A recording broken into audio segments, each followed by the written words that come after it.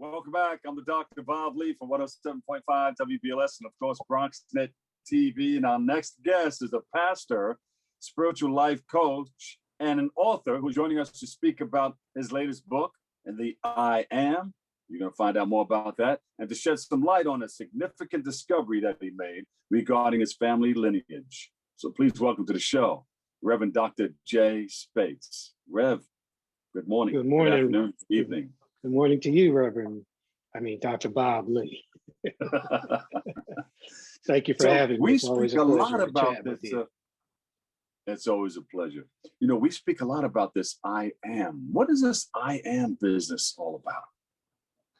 Well, I am is a fundamental concept that we all must address and pay attention to in our lives. Because when you say and use the words I am, you're speaking and manifesting something. You're making a statement about yourself. In the Bible, it's used 300 times to refer to God and 7 times to refer to Jesus, or the essence of Jesus. I am the way, I am the truth, I am the light. So if you say, I am powerful, I am going to be a doctor, I am going to be a lawyer, or you could say, I am stupid. Yeah. These things take on a life. They take on an energy and they begin to manifest and take hold in your life. I am are 2 words that you should be very careful to use. And when you use them, speak them with the highest possible value that you can. So if somebody asks, who are you? What should one say? Well, if you don't have a good answer, if you can't follow up those 2 words with something of value and of higher purpose and positive intention, I wouldn't answer. I would say, I don't know yet. But I know what I would say. I would say, after years of hard work and spiritual work, I would just simply say, I am J. Speights.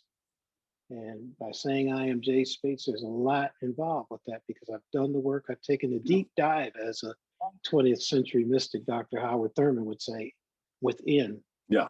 And connected with the divine within and ask the divine, who am I? What am I? What is my purpose in this life?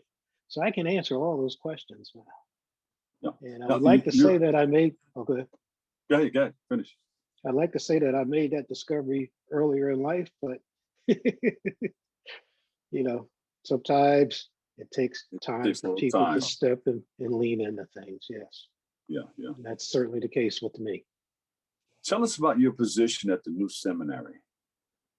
I'm the executive director and vice president of the new seminary. I run the day-to-day operations, meaning I set the programs for the students, design the programs for the students, design the curriculum, recruit the students, and also nurture them and supervise them through the process of stepping in and leaning into the ministry and the various projects that they have to do.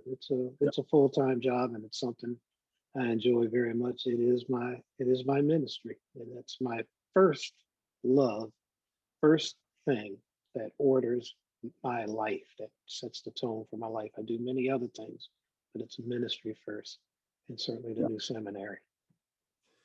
On your answering machine, when you don't pick up, it says you are, explain the rest. Taking a quantum leap into the mystery of creation. Yeah. I get a lot of questions about that. Yeah. And you say that because what does it mean? It means that I am forever exploring creation, my relationship to this earthly plane and to God and what it all means and my place in it. And that's what everybody should be doing, is taking a quantum leap into the mystery of creation. Many of us don't. In my book that you had to read at the seminary, the 7 Days with Adam, I talk about the spirits of chaos. And the spirits of chaos could and are anything that prevents you from taking that deep dive within and doing the exploration about where you stand in this whole scheme of creation, or your relationships, what's going on in the job, instead of just taking stock and say, here's who I am, here's how I'm going to conduct myself for the rest of the day. These are the values that I'm going to apply this day. Let me show you how this works. Because I have the luxury of working for myself, I don't like to go downtown Washington during rush hour. Washingtonians are generally rude. I've been on the New York subway and people just walk all around you. They respect your personal space, but here they just bump into you, knock you all out of the way because they think they're important. They hold these high government jobs, and I'm not saying all of them, but a great deal. Yeah. So I meditate, I do Tai Chi, I pray before I leave the house. And I got into the subway system and people were stepping on my shoes, bumping into me. And I still got a little Camden, New Jersey left in me. And I don't like to be bumped into and my shoes stepped on. So I started sliding elbows and pushing people and knocking them out of the way. And then I went into the store and there was this great big guy in this magazine store. And he's walking down the aisle. And I said, excuse me, 3 times and he wouldn't move. So I just kind of stepped in front of him and gave him kind of a little Tai Chi twist, because Tai Chi is a martial arts, and bumped him out of the way real quick because it's a matter of weight, not strength. So I just twisted him like that.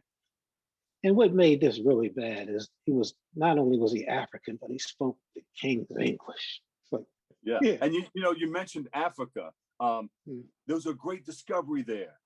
Tell us about that. I mean, it was intriguing to you. Well, tell us about it. Well, I have to preface that by saying, for all of my life, my parents were very interested in genealogy, finding the family tree. They believe that knowing that story unlocks the mystery of who you are. And so when my dad passed in 2016, the search to do that was rekindled within me. And so I started looking at ancestry.com because that didn't exist back in the day when I was trying to do the family research with him. And so a friend of mine, well, just a colleague, told me about a third-party site where you could upload your DNA and match it against certain royal families that put their DNA online to find folks lost through the slave trade in the diaspora. And she was on me for about a year or so to do this. And I was kind of like, I'm not concerned about royalty. You know, I'm a political scientist. I had 2 degrees of political scientist. I like democracy. So, and I was like, royal schmoil. I just want to find the folks down there in Florida and Georgia and get beyond 1870, find whatever plantation we came from and so forth. Yeah. So anyway, I got tired of her bugging me about it. So I uploaded my DNA and I got a hit right away that I was genetically tied to this royal family in Benin, West Africa, in the Kingdom of Alada. And so I couldn't do anything with that for about a year because the family didn't speak English or French. French is the primary language, the official language, one of them in Benin. So finally, a holy man from Benin came to town and I hosted a interfaith dialogue for him. And I showed him a picture of my folks and they gave me the number to the king of the kingdom. And so I called His Majesty and he hung up. So I guess you don't cold call a king, but being an ignorant American, not mindful of how you're supposed to deal with royalty, I called him right back. So what happened? They're going to give us about a minute. They're going to wrap us up. So what happened? Oh, what happened was they invited me home. They showed me who I was in terms of the lineage. I was related to the 9th king specifically, but all 15 kings of that kingdom. And they brought me home. Right. Yeah, they brought me home. They crowned me. They gave me my traditional name and my traditional title and a whole bunch of other stuff. And so I got in touch with the larger I am. Wow. And how did that make you feel? Put the royalty thing aside, it made me feel that I had discovered a big part of myself. I could look at the globe of this world and point to a very specific place where I was from, all the way down to the village. It's not just to say, for me, it was never enough to say I'm African American, because Africa is a big place. I wanted to know where in Africa. And that was very important. And it's made all the difference in the world for me. I wear stuff that are made by the women in my kingdom. I know the myths of the stories and the gods from that kingdom. It's changed me foundationally and fundamentally in terms of who I am and how I perceive myself and my family and my place in the world. Doc, where can we go to get all of this information? Because, we need a whole show. We need an hour for what you have to offer because there's so much great information. And people need to know. Where can we go? Is there a website where people can go? No, jspeights.me, jspeights.me, SPEIGHTS.me. And that'll direct you to YouTube, my podcast, and my blog, and my other website. I am Jay Speights. Thank you, Dr. Bob Lee. Peace and blessings. And All right. peace and blessings to everybody else. We'll take a break right here, and we'll come back with a whole lot more next on Open.